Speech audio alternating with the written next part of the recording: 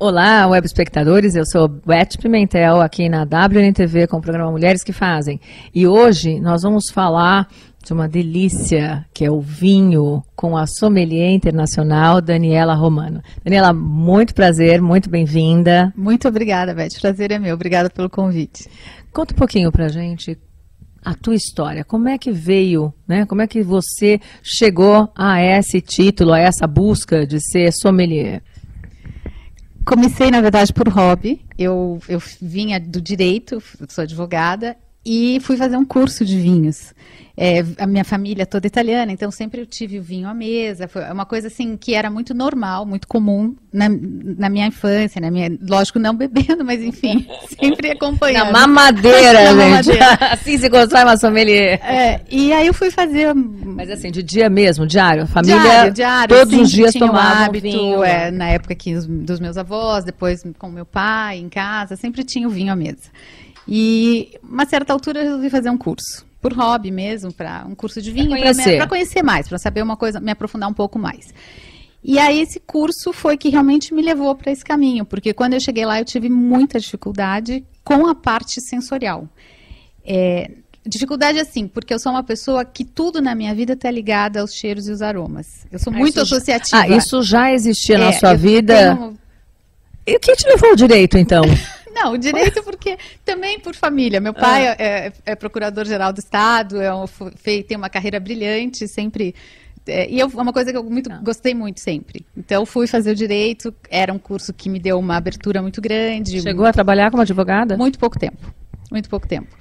E aí, quando eu comecei a fazer esse curso, que eu estava te falando, eu comecei a ficar com a curiosidade muito aguçada, porque algumas coisas eu entendi e outras eu senti muita dificuldade, porém, eu tinha essa facilidade de lidar com aromas, sempre associar, sempre ter uma memória associativa. E eu quis aprender mais. Aí, como eu não achei nenhum material, não achei nada disponível, eu desenvolvi um material super caseiro, assim, uma coisa para mim, para eu começar a estudar. Alguns amigos que viram, se interessaram, começaram a me pedir para fazer. E aí que eu realmente eu falei, não, se eu for fazer, eu preciso fazer isso de um jeito certo, eu preciso estudar realmente. Aí eu comecei a fazer cursos, viajei muito, fiz muitos cursos fora, sempre parte sensorial, sempre análise sensorial, fui para universidades fora. Então e quando eu voltei, eu comecei a montar o material de uma maneira já diferente. Profissional. Esse é o grande diferencial da Daniela, tá? A Daniela tem todo um material que nós vamos apresentar um pouquinho para vocês aqui e é verdade, né? Quer dizer, eu também já fiz um curso, né? Já fiz uns 2, 3. E é uma das coisas que a gente vê sempre, a grande dificuldade de reconhecer os aromas, né? O sabor que é dito. Quer dizer, existe é quase que erudito a apresentação do sommelier. E você quebra totalmente com essa verdade, né, Daniela? A verdade é essa. Eu realmente queria tornar a coisa acessível. Tornar um material fácil, que as pessoas pudessem aprender sem grandes, porque quando eu fui fazer esse curso, isso já há bastante tempo atrás, o vinho era muito mito em volta, as pessoas falavam de uma maneira muito difícil, a própria descrição do vinho, ela era muito... árida mesmo. E eu queria uma coisa mais fácil, mais prática, e foi isso que eu busquei quando eu comecei a desenvolver o material. O seu primeiro curso foi feito aqui? O primeiro curso eu fiz aqui. E aí, conta um pouquinho pra gente, para os nossos web espectadores, como foi a sua trajetória? Quais foram os seus passeios até desenvolver profissionalmente o teu material? Aí foi isso, eu fui fazer um curso de sommelier, e depois eu fui fazer cursos de análise sensorial, depois fui para várias, eu tive grandes mestres, grandes professores. Fora daqui, né? Fora do Brasil. Fora daqui, em universidades como a Universidade da Rioja, a Universidade de Davis, que são referências mundiais no vinho, né? A Université de Vannes, na Provence, enfim, eu fui realmente buscar lugares onde eu pudesse me aprimorar. E cada vez que eu voltava, eu mudava todo o meu material. E legitimando, né? Você foi legitimando mesmo o teu material. Exatamente. Mas que trabalho que deu? Você trocava tudo? Trocava tudo. Eu tenho uma coisa que eu sou uma pessoa muito perfeccionista. Detalhista e perfeccionista. Então, cada vez que eu voltava, eu trocava tudo. E cada vez que eu trazia alguma coisa nova, lógico, né? Algum conhecimento, alguma coisa que eu tinha absorvido, eu E normalmente os grandes aprendizados eram nas dúvidas que eu via acontecerem em classe. Porque eu chegava lá... Não só suas, mas da turma que você estava. Eu me tornei uma super observadora. Então eu chegava, eu ia fazer um curso e de repente vinha uma pessoa de um outro país, com uma outra cultura e tinha uma dúvida. E eu falava, como resolver essa dúvida? Como foi, por exemplo, quando eu entrei com as cartas das cores, né? Porque eu trabalho com cores, aromas e sabores. Então, Você tem as cartas aí para nos mostrar? Tenho, eu te mostro. Vamos ver. E essas são as definitivas. Ou ainda tem muito a mudar? A gente nunca sabe. Isso eu não sei. Vamos ver. Mas, por exemplo, quando eu comecei com a carta das cores, eu estava numa classe e isso eu fiz com transparências. Tem mais ou menos o formato de uma taça, uma tacinha, né? Onde você pode colocar ao lado da sua taça e comparar. Olha que legal. E por que a gente fala em cores do vinho? Na verdade, a cor do vinho te dá muita informação. Por exemplo, a idade do vinho, procedência, região, tudo isso você consegue pegar, o tipo de uva, né? Muita coisa você consegue pegar já pela cor, que seria a primeira avaliação que você faz do vinho. Eu tô vendo que tem muitas. Você tem muitas nuances da mesma cor?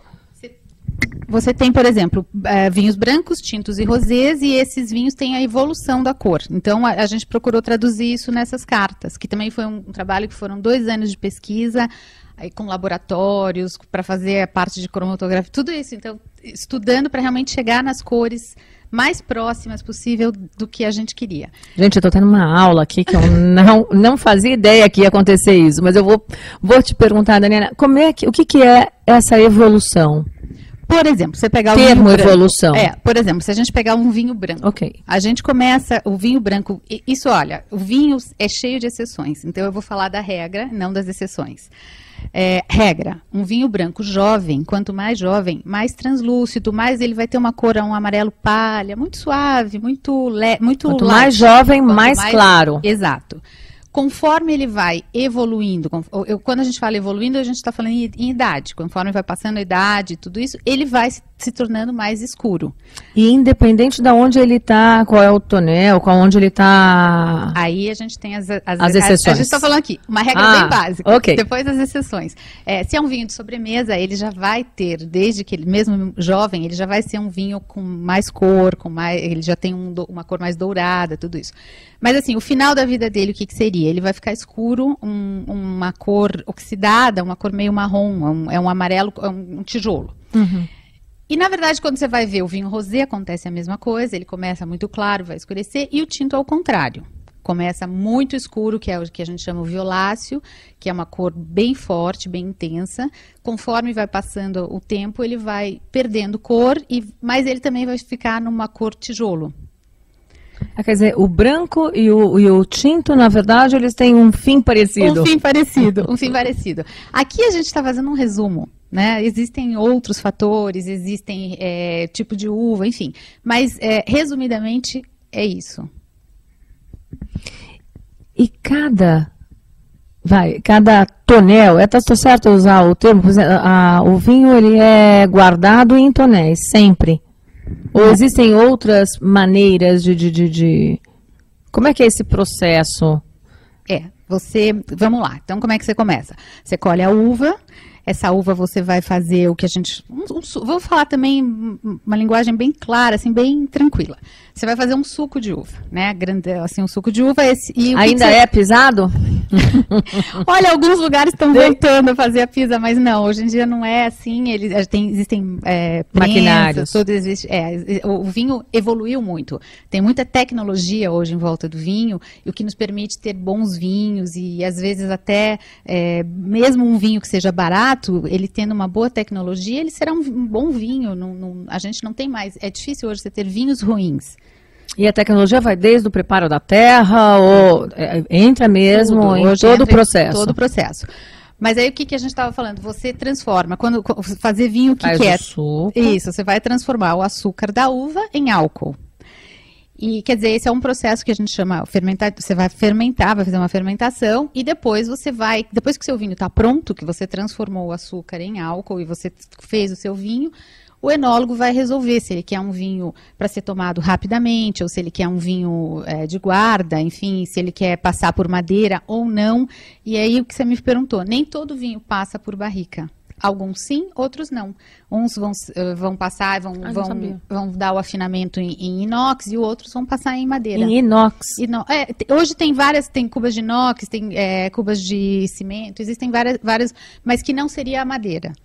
Então, a madeira é quando você quer dar algumas características ou algum tipo de afinamento no seu vinho que você passa por madeira, mas nem todos precisam passar por madeira.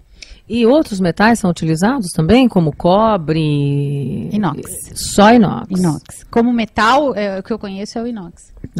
E assim, porque cada um, provavelmente, a fermentação deve ficar muito diferente. Eles não sabia que existia. Para mim, ainda era...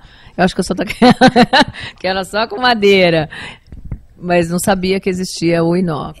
Porque a madeira, ela traz para o vinho algumas características aromáticas. Então, quando eu não quero essas características, eu quero preservar mais as características da uva, da fruta, eu não passo por madeira. Quando eu não quero que o meu vinho, quando é um vinho que eu vou tomar rápido, que é um vinho jovem, que vai ser consumido logo, eu também não preciso passar por madeira. Então, são várias, na verdade, assim, aí a gente entraria numa área muito técnica, enfim, mas aquilo que eu te falei, existem as exceções, mas resumidamente seria isso. Vamos saber um pouquinho das exceções? Algumas, pelo menos para apimentar, daqui a pouquinho, depois dos comerciais. Fiquem conosco.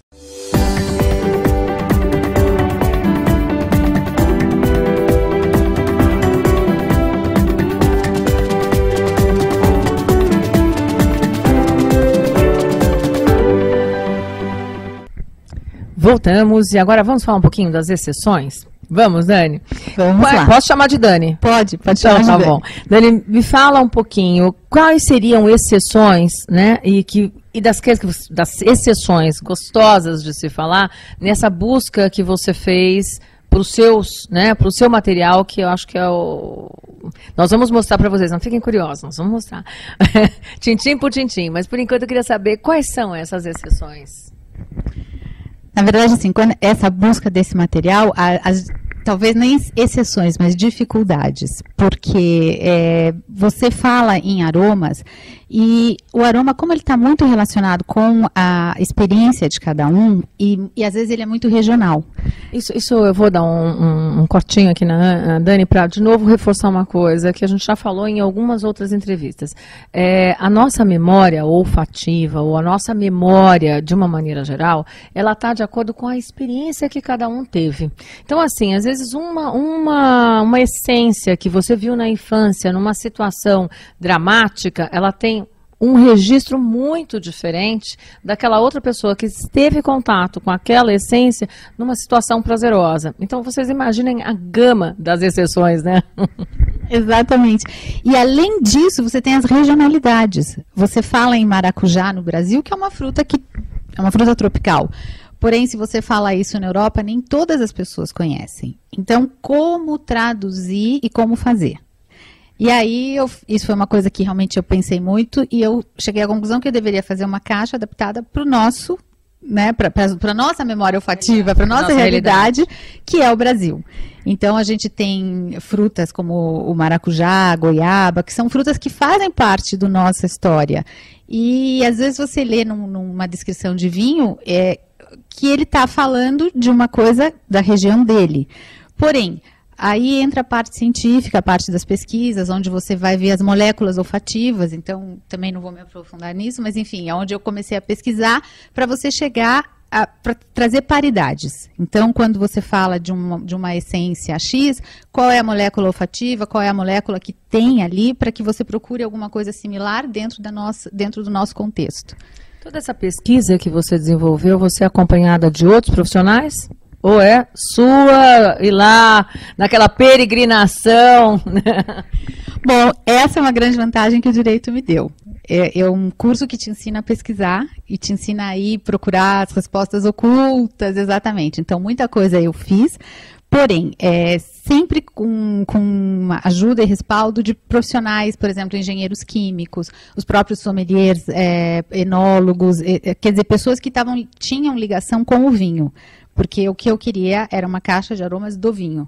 Então, sempre buscando profissionais relacionados e eu trabalhei muito com engenheiros químicos, por causa dessa parte realmente. Mas não com uma equipe. Você ia a cada busca ou a cada pergunta, vamos dizer assim, né? A cada questão nova, você ia fazer a sua pesquisa e direcionar melhor ou sei lá, em institutos, acho que diferente. Exatamente. E aí que eu te falei que eu tive grandes mestres que também nessas universidades onde eu tive acesso, onde eu fiz os cursos, eu também contei com muita ajuda nesse sentido, porque quando eu falava do meu projeto e quando eu acabava fazendo os cursos e conhecendo, eles também me ajudavam muito. Então com certeza, realmente, porque é algo absolutamente inusitado. Eu não sei se eu tenho essa ignorância, mas eu acho que você é única.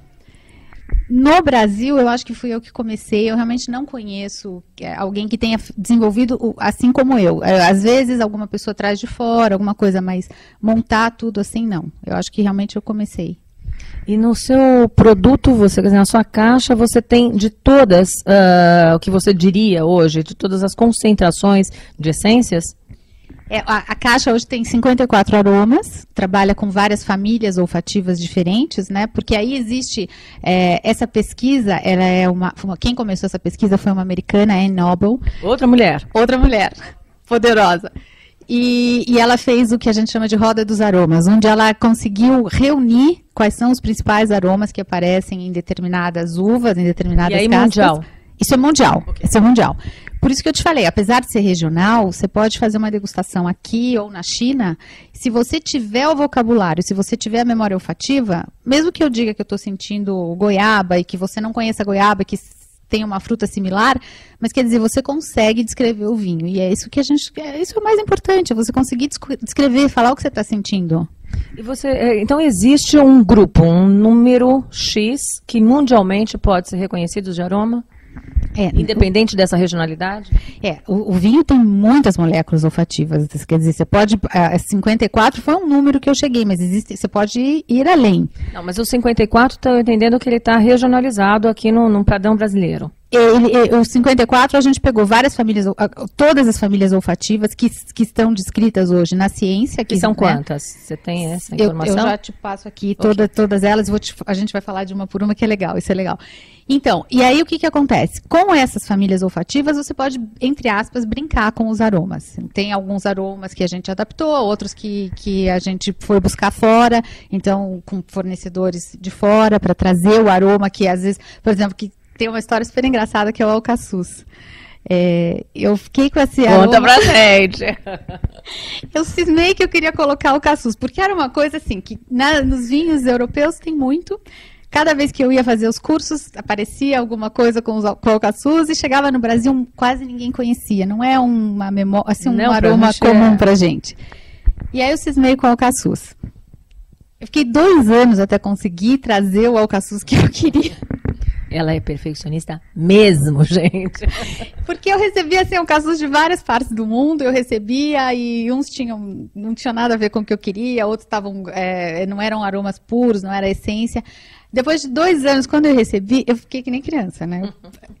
Fiquei super feliz, aquilo foi uma coisa... E aí foi o último aroma que entrou na caixa. Foi o alcaçuz. E ele tá aí? Tá aí pra gente ver? Vamos dar uma olhada? Eu quero sentir o alcaçuz. Olha.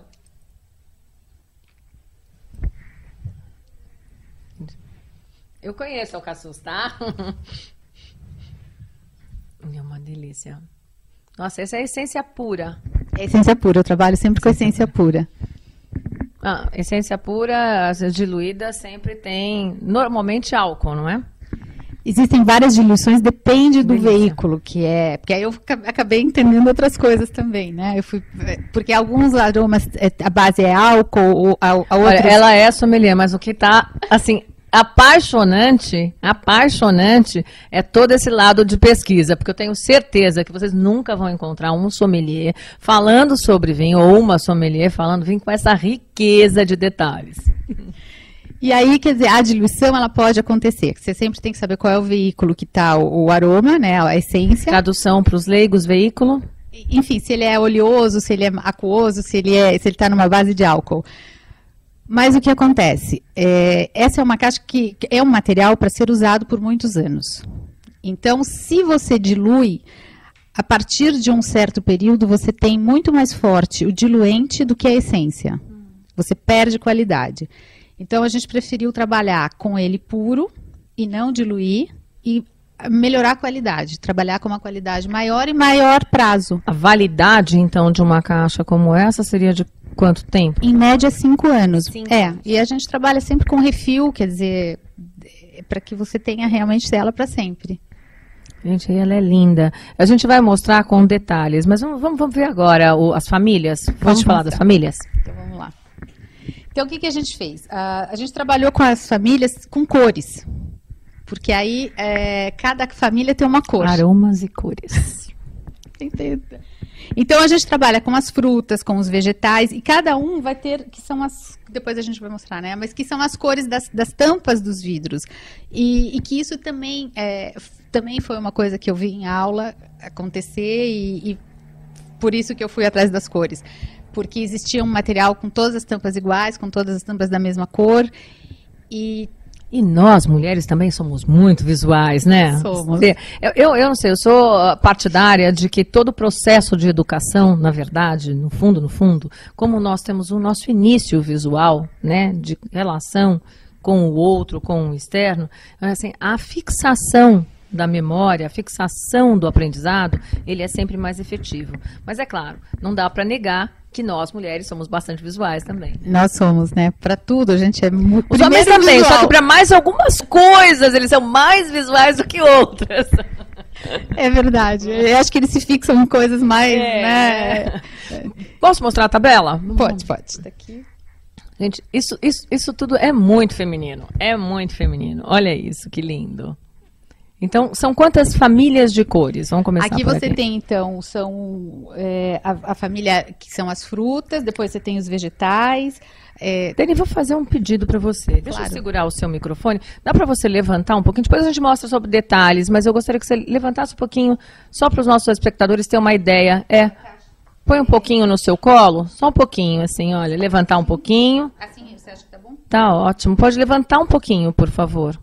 Assim, um pouquinho mais. Ótimo, ótimo. Só para vocês terem uma ideia, depois a gente mostra em detalhes, tá bom? Eu estou vendo também, coisa que eu não estava vendo dali, que elas, além das cores, elas têm números, né? Números. Ok. Pode colocar lá. Obrigada, viu, Dani?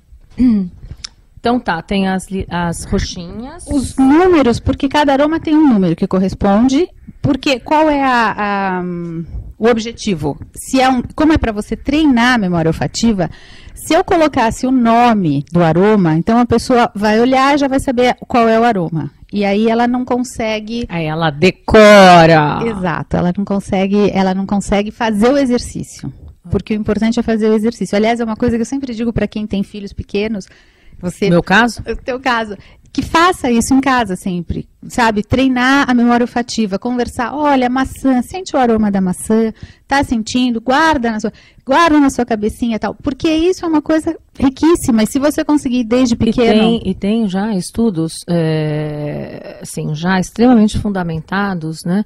De que a criança, até os 7 anos, se ela é apresentada, e acho que esse é um material também... Depois a gente pode falar sobre negócios aqui.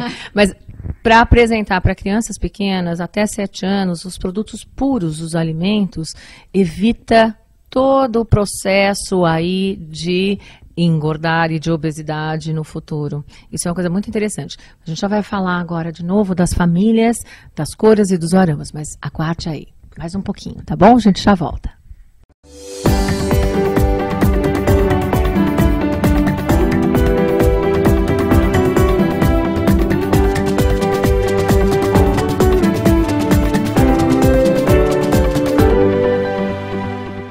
Voltamos e vamos de novo falar. Nós somos do roxinho, né? São quantas cores? Eu posso contar aqui? São 10. 10 cores. 10 cores e quantas numerações?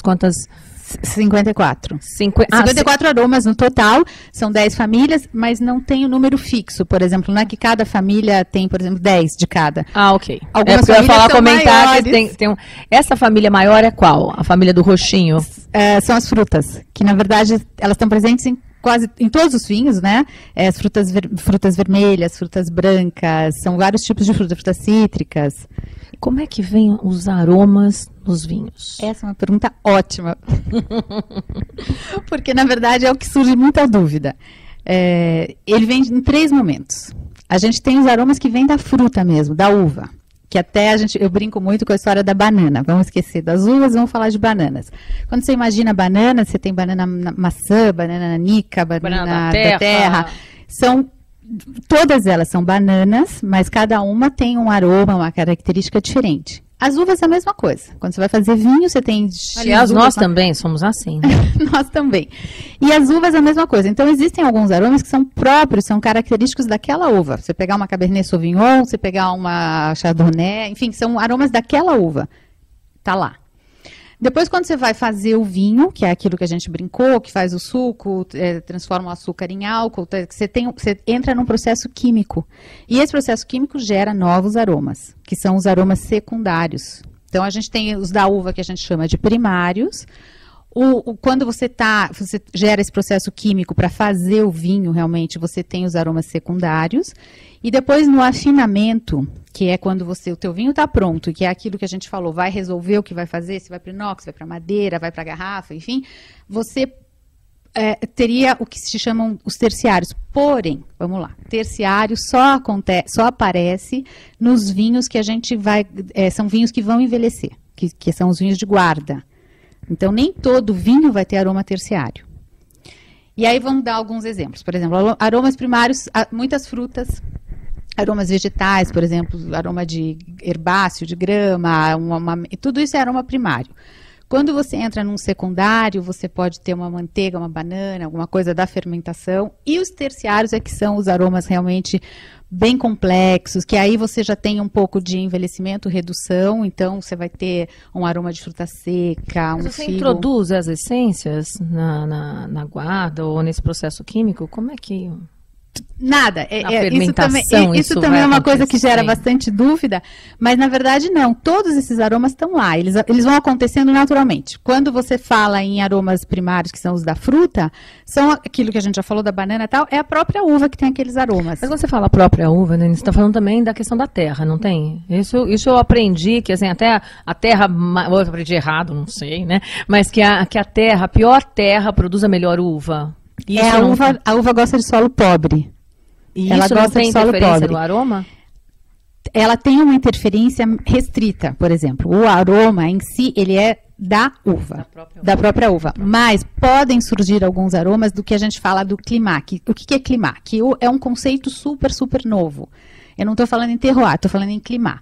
Climat é todo o entorno, porém, é naquele lugar, naquela região, não, se eu estou falando um clima da Borgonha, é um pedacinho de terra, naquele pedacinho, a pesquisa que se faz é daquele pedacinho, eu não estou falando da Borgonha inteira. Quando a gente fala do solo, né? Você está falando de tudo que acontece ali, de solo, de insolação, se é um clima que tem muita chuva, pouca chuva, o que tem, o entorno dele. Mas então isso tudo realmente influencia no vinho, claro. É uma super influência. Vocês estão percebendo? Assim, quando eu estava brincando, que assim, somos todos nós, mas somos todos um de novo, não tem como fugir disso, né? A gente pensar, e é muito isso, se você pegar 2 maçãs, e isso tem até um teste, você pode olhar e dizer assim, maçã é fruta, mas se você olhar elas direitinho, vocês vão ver que elas têm uma individualidade, os traços são todos, se você colocar e olhar bem, e colocar numa fruteira, faça a experiência, você vai ver que você consegue identificar. E assim nós somos. E isso é o divino, você não acha isso? Isso é o divino, isso é o vinho. É que eu sempre falo que cada garrafa te conta uma história. Você precisa, quando você abre uma garrafa, você está abrindo uma história. Então você descobre se aquele vinho vem de uma região mais fria ou mais quente, se choveu muito naquele ano, se a uva foi colhida bem madura ou não, qual é o trabalho que o enólogo teve, se ele passou por madeira, se ele não passou, está tudo ali na garrafa. É uma questão realmente de você se concentrar e ir descobrindo. Você me passou uma imagem, agora me veio uma imagem que eu achei formidável, Dani. Nós somos assim, né? Nós somos uma garrafinha, porque se a gente se der conta e dar atenção ao ser humano de verdade, a gente vai ver aromas, ver cores, ver sabores e saber da história de cada um, não é verdade? É verdade. E é a história do tempo, né? É você se dar um tempo de conhecer o outro, de realmente saber o que ele quer te dizer. Porque, às vezes, eu acho que o ser humano é bem complexo. A gente fala uma coisa e faz outra. Você está falando uma coisa, mas você está sentindo outra. É a coisa da observação mesmo, de você conseguir... E acredito que degustar, pode-se dizer assim, degustar um vinho? Perfeito. É a mesma coisa, né? Acho que a grande diferença de você sentar e abrir um vinho e tomar, né, para saber desse vinho e saber toda essa riqueza, é como você vai se relacionar com ele, né? O cheiro, o olhar, a cor, a densidade, todas essas questões é que modificam muito o grande prazer que dá, né, você degustar um vinho, não é verdade? Eu só posso concordar com você. Eu tenho a menor dúvida. Tenho a menor dúvida, 100%. Isso é uma arte. Você percebia essa busca em você, na sua vida? Ela já existia? Eu acho que ela já é uma coisa que já é minha, essa busca. É lógico que quando você começa a trabalhar com alguma coisa, eu acho que você coloca a sua energia naquilo. Então a minha busca foi para esse lado. Mas eu acho que eu sou uma pessoa que busco muito as coisas, que realmente estou sempre... Eu não me conformo com a resposta óbvia. Que é maravilhoso. E assim a gente cresce de verdade, né? Eu acho que um dos grandes ganhos, né, do seu produto de verdade é promover, e acho que você deve sentir isso dando os cursos, né, fazendo as palestras, é promover o entusiasmo em conhecer o vinho. Não, é verdade, as pessoas... É um assunto que né? gera muito interesse, né? É um assunto que gera muito interesse e as pessoas, às vezes, têm medo, têm receio, porque é um assunto complexo.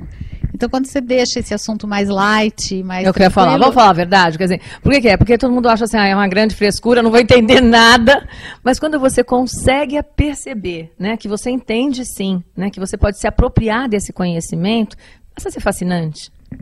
É fascinante. É uma experiência que eu vivi, a primeira vez que eu consegui realmente sentar e degustar um vinho direito e com todas, eu fiquei muito feliz. Eu acho que é uma sensação muito boa. Agora eu vou te cutucar um pouquinho. Me conta uma coisa, a primeira vez mesmo que você foi, né, fazer um curso, você foi para poder ter uma informação, porque você gostava do vinho, ou para ter uma informação para que você dividisse socialmente? Ou com um namorado, que às vezes tem essa. Eu acho que pelas duas coisas. Gostar, eu sempre gostei, mas eu não tinha nenhum conhecimento. Assim, um conhecimento um pouco maior. Eu gostava de beber vinho. E aí eu fui buscar exatamente esse conhecimento que é muito social. Né? Você estar num lugar e conseguir conversar sobre vinho, principalmente hoje em dia, te coloca numa posição diferenciada. Isso é uma coisa que a gente percebe e que é exatamente aí que as pessoas se retraem. Eu não entendo, eu não sei, então eu não vou falar. E é uma coisa tão interessante, porque a gente está vivendo num universo hoje onde a bebida, o beber, é muito questionável. Né? Até mesmo porque a forma que as pessoas bebem não é pelo prazer, né, de conhecer, de se relacionar e de ter esse contato social. As pessoas, infelizmente, estão usando a bebida para o oposto disso, para anestesiar, né, para não se lembrar, para esquecer. Então, assim, gente, como tudo, o problema não é o álcool, o problema não é a bebida, o problema é a relação que você tem com ela.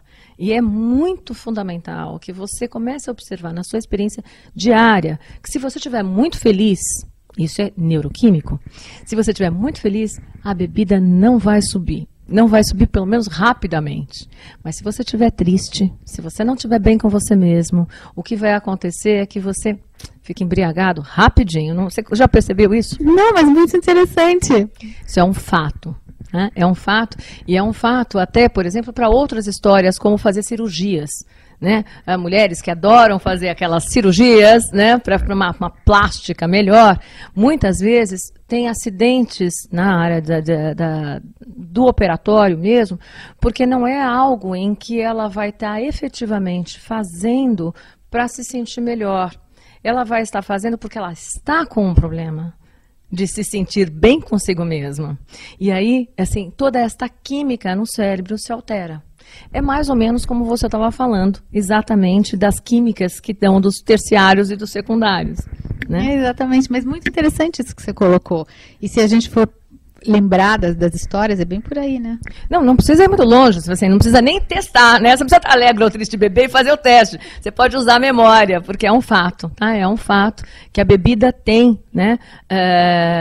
Esse aspecto muito gostoso de socializar, e ela é, né? Assim, a data das nossas primeiras reuniões de tribos, né? Assim, nós, nas tribos mesmo, se a gente pensar hoje ainda, o uso de bebidas, né, ou de plantas, tal, elas têm esta função de melhorar a qualidade social. Agora, a maneira como você faz isso faz toda a diferença. Faz toda a diferença, realmente. Agora, tem um outro dado que eu quero saber, porque, gente, a Daniela tem um outro, além do produto que vocês viram, ela tem um outro diferencial. Ela inovou também em um trabalho que é pioneiro, eu não acredito que tenha outro dessa maneira, que é levar todo o processo, todo o conhecimento, né, do vinho para deficientes visuais. Esse trabalho é magnífico e eu quero que você fale um pouquinho para a gente. Esse trabalho começou como uma pesquisa também. Claro! Porque uma das coisas que eu mais ouvia quando eu comecei a trabalhar com as caixas de aromas e o meu produto, eram pessoas que diziam assim, mas eu não vou conseguir. Eu não consigo, isso é só para quem é muito profissional. E como eu tinha feito tudo para transformar uma coisa fácil, acessível, para que todo mundo pudesse entender, eu falava assim, será que não vai conseguir mesmo? E desde que quando eu comecei a treinar, eu sempre pensava, o deficiente visual deve ter uma facilidade maior do que nós, porque quando não tem um sentido, aprimora os outros. E isso foi ficando na minha cabeça, até que um dia eu falei, eu vou montar um painel com deficientes visuais, para saber realmente como funciona e se é mais fácil para eles, enfim, para eu também aprender alguma coisa. E aí eu comecei a tentar montar esse painel. No começo foi bem difícil, porque eu não conseguia adeptos, eu não conseguia voluntários, e as pessoas ficavam meio desconfiadas do que eu queria fazer. Foi assim, um período. Até que eu consegui montar um grupo, eu tenho um painel com 12 deficientes visuais, a gente se reúne todo sábado pela manhã, no meu escritório. E eu comecei a trabalhar com eles a princípio era assim, é um grupo bastante heterogêneo, tanto nas idades quanto na vida. Em comum a deficiência visual. Em comum a deficiência visual, ponto. Muitos nunca tinham tomado vinho, outros tinham tomado, porém, sem nenhum conhecimento.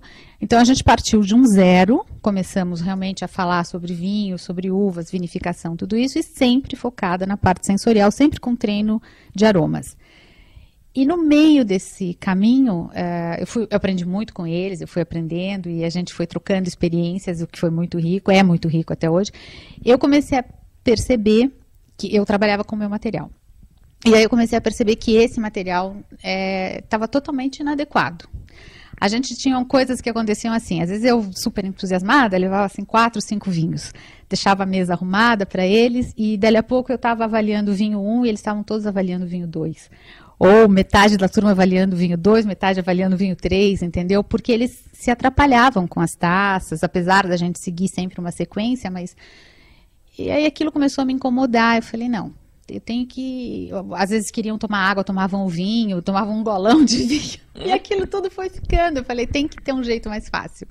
E eu comecei a pesquisar e a desenvolver um material que pudesse ser acessível. Então, eu comecei a marcar as taças com bolinhas para que eles soubessem qual era a taça 1, qual era a taça 2. E sempre assim, eu fazia um esboço, alguma coisa, levava para eles, vamos testar, o que vocês acham? Ah, não, tá legal, a gente consegue. Ou, não, esse daqui não deu certo. Então, foi assim, primeiro com as taças. Depois, o aroma, a mesma coisa, é um aroma líquido dentro de um vidro, quer dizer, ele é quebrável, ele é líquido, ele pode vazar. E o vidro interfere, né? Se é plástico ou vidro no aroma ou não? É melhor o vidro porque ele conserva por mais tempo. O plástico já começa a sofrer um desgaste, né? Pela própria corrosão do aroma, enfim, aí já também técnico. E não altera a química? Não, mas ele só começa, às vezes pode, assim, melar, quer dizer, não é prático. Aí eu comecei a pesquisar algum material que a gente pudesse usar que não fosse líquido. cheguei numa determinada pesquisa que eu descobri que existia, que você poderia microencapsular os aromas, que existe uma nanotecnologia, quer dizer, você reduz aquilo, faz umas micro bexiguinhas e podia microencapsular. E tinha que ser numa embalagem inquebrável, para que eles pudessem manusear e não tivesse problema de quebrar. E aí, com isso, a gente foi chegando a todo o material, depois as cartas em braille, para que eles pudessem ler as cartas, né, e as cartas com a descrição dos aromas, tudo isso. Então, hoje é um material totalmente adaptado, acessível, e que eles podem manipular sozinhos. Nós vamos falar um pouco mais e conhecer, inclusive, essa taça daqui a pouquinho.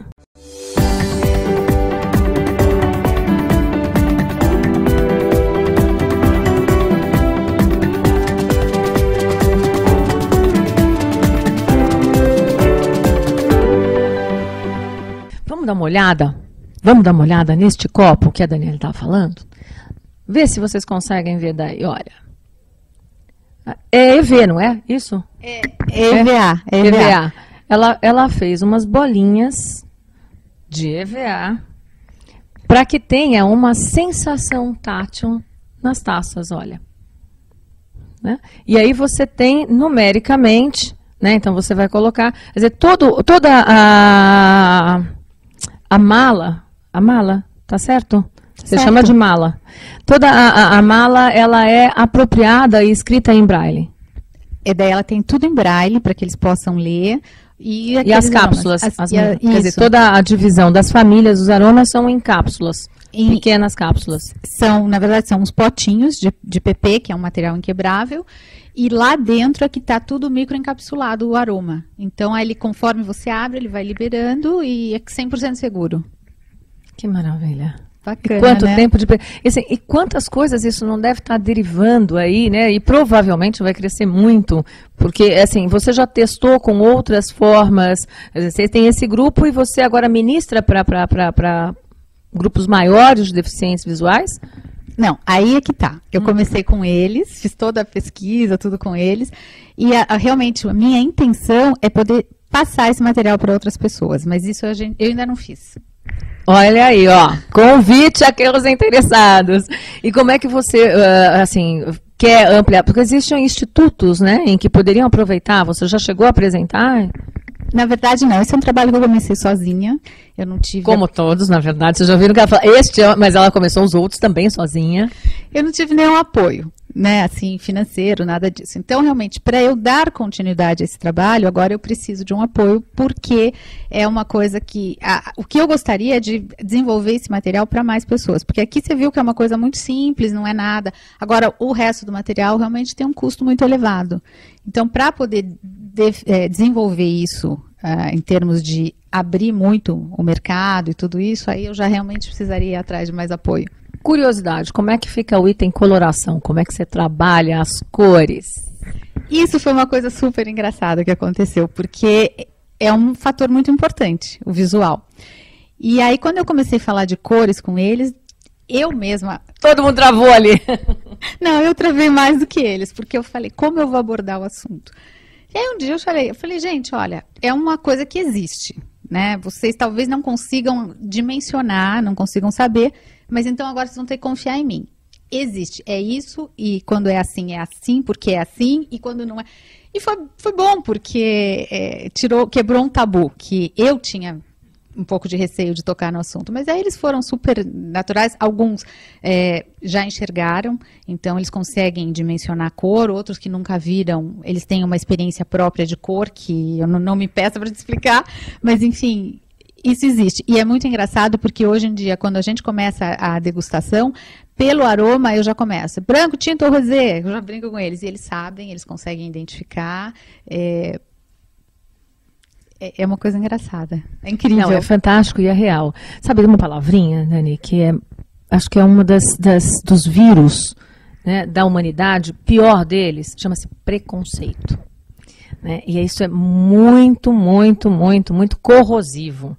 Então, assim, eu lembro, por exemplo, eu estudei na faculdade com um colega que ele era deficiente visual.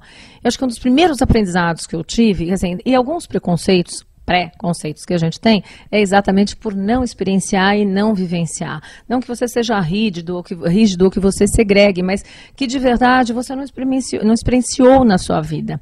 Então eu lembro dele falando para mim, e falou assim, olha, eu quero te tocar. Aí ele já brincava, assim, mas calma, não estou falando nada que não seja permitido. Assim, porque na hora em que eu tocar no seu rosto, eu vou te conhecer. Eu vou saber como você é, se você é bela, se você não é bela, eu vou te conhecer. E isso acho que foi um dos primeiros impactos que eu tive na minha vida, não só com a relação, né, com o deficiente visual, mas com a vida mesmo, numa série de relações humanas.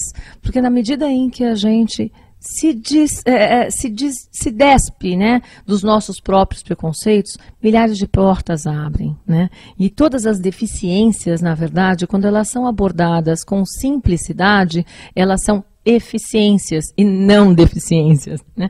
Nós é que somos deficientes em achar que os nossos valores e que as nossas ideias são as verdades absolutas que existem na vida. Então, assim, eu acho que e isso foi, com certeza, né, um norte na sua história.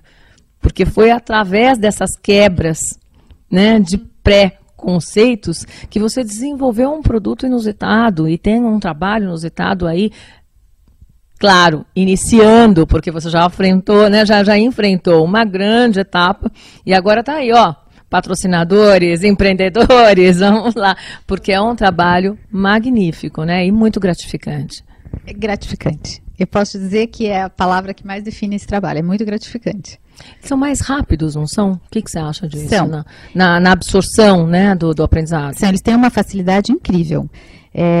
Precisam do treino, como qualquer pessoa, videntes ou não, precisam de treino, porque também algumas coisas eles passam batido, eles, apesar de terem mais sensibilidade. Porém, a partir do momento que você dá o treinamento, eles têm uma desenvoltura fantástica. E é engraçado porque, como eles têm a deficiência e tem algumas coisas que uns nunca viram e não enxergaram, então as descrições deles, do vinho, são muito interessantes. A aula é muito divertida. Mais puras, poderíamos brincar? São mais puras, às vezes eles falam umas coisas que eu paro e fico pensando assim, e começo a rir, porque eu falo, como que ele falou isso? De onde ele tirou isso? Mas assim, é daquilo que a gente falou, bagagem, né, memória olfativa, e eles são muito, muito sensíveis, realmente eles têm muita facilidade, muito mais do que a gente, de aprender, são mais rápidos. São porque, de novo, né, eles não têm esses... Me veio a ideia, você já imaginou fazer isso para indígenas? Porque é verdade, a descrição de uma palavra para um indígena, né, é assim, sei lá, tututu é o pôr do sol, não é assim, toda uma descrição. E essa pureza de vivência, né, de experiência, ela é muito rica na aceleração do processo de fixação, na verdade, desse aprendizado. E eles, obviamente, né, não estão doutrinados aí pela visão, né? Com certeza eles devem trazer coisas muito interessantes mesmo. Eu acho que é aquilo que você falou, eles não têm o preconceito. Então, eles realmente são mais puros e às vezes eles te soltam umas descrições que você fica assim... É muito, muito bom, muito, é rico, é muito rico. Algum deles já está se aventurando a estar demonstrando? A gente tem assim, eu tenho uma sorte muito grande que eu tenho excelentes amigos. Então, quando eu comecei a falar do meu projeto, eu recebi assim, voluntariamente dos meus amigos, eu quero ir lá dar uma aula. E assim, pessoas feras, que realmente conhecem, não sei o quê, então isso foi muito rico porque a gente teve uma troca muito grande. Eu consegui receber realmente pessoas que têm uma vivência, uma bagagem boa, e com isso, o pessoal da turma também conseguiu ter visões diferentes, não só a minha, mas de outros profissionais. E eles hoje estão mais soltos, então eles interagem, eles foram visitar a Expovines comigo. Olha, o grupo todo? O grupo todo. Já pelo segundo ano. O ano passado eu fui com eles, mas eles ainda estavam mais verdes. Esse ano foi super gostoso. A gente já foi com as visitas marcadas, fomos super bem recebidos. Foi. Depois eu ia te perguntar exatamente isso. A recepção foi algo... fantástica. Foi super amável. Super bacana, muito amável. Que maravilha. E agora, hoje... Eu espero passar um pouquinho desse sabor para vocês, degustar um vinho, não é isso? Vamos lá. Vamos lá? Com esses copinhos que vocês viram aqui. Vou te passar. Vamos lá. Vamos aprender aqui Primeiro como colocar, olha, já é diferente. Você pode levantar um pouquinho? Então, vamos lá. Isso. Vou pegar uma taça A minha taça. Vamos aprender um pouquinho juntos. Então, quando a gente serve o vinho, a gente sempre coloca... Mais pra cima, por favor. Segurando por baixo. Sempre toma cuidado de segurar ou na haste ou aqui pelo pé e nunca na taça. E sempre servir um terço. Deixar um espaço maior para que o vinho possa respirar, para que a gente possa... Isso no primeiro momento ou não? Sempre assim? Sempre assim. Nada de encher. E eu não bebi. Coordenação. Eu não bebi. Vamos lá. Por quê? Porque a gente... Como a gente falou, a gente está buscando os aromas. Então, eu preciso liberar meus aromas e faço uma troca. Eu vou colocar o aroma em contato com o oxigênio. Se eu encher a taça, eu não consigo. Eu não consigo nem girar a taça depois. Agora sou eu, ó. Como é que é? Peraí, eu vou fazer com a direita, quem sabe eu melhora. Peraí. Estou atrapalhada aqui também. Vamos lá, você pode segurar pela haste ou pelo pé. Pode segurar pela haste. Aqui. Né? Então, a gente sempre começa observando a cor, depois a gente vai... Esse é um vinho novo? Esse é um vinho jovem. Ó, já estou aprendendo. E aqui o que a gente faz? Primeiro observa a cor, a gente faz sempre uma avaliação da cor, isso numa degustação, onde a gente está falando uma degustação profissional. Se é uma degustação amadora, eu vou olhar se o vinho está límpido, né? Se não tem nenhuma partícula, se não tem nada, se está ok, e sigo em frente. Acho que uma sommelier não ia trazer um. Espero que não. Depois a gente geralmente faz a primeira olfação com a taça parada, sem girar. Eu vou liberar os aromas que estão mais... Que são os superficiais, os aromas primários, que a gente já vem. E aí, numa segunda, onde você gira... E você pode colocar o nariz bem dentro da taça. Não é feio fazer isso? Não. Essa é uma taça que a gente chama taça ISO, ela é uma taça própria para degustação, ela tem um desenho internacional, onde você pode degustar qualquer tipo de bebida aqui, não só vinho, mas uísque, cachaça, cerveja, ela é uma taça própria para isso, porque ela ajuda a liberar os aromas. E agora, podemos fazer finalmente? Pode ir lá. Agora, se você quiser, se você achou que reconheceu algum aroma, alguma coisa, senão a gente pode... Eu ia beber o microfone. A gente não bebeu ainda, né? Vamos fazer um brinde. Um nós brinde estamos terminando, né?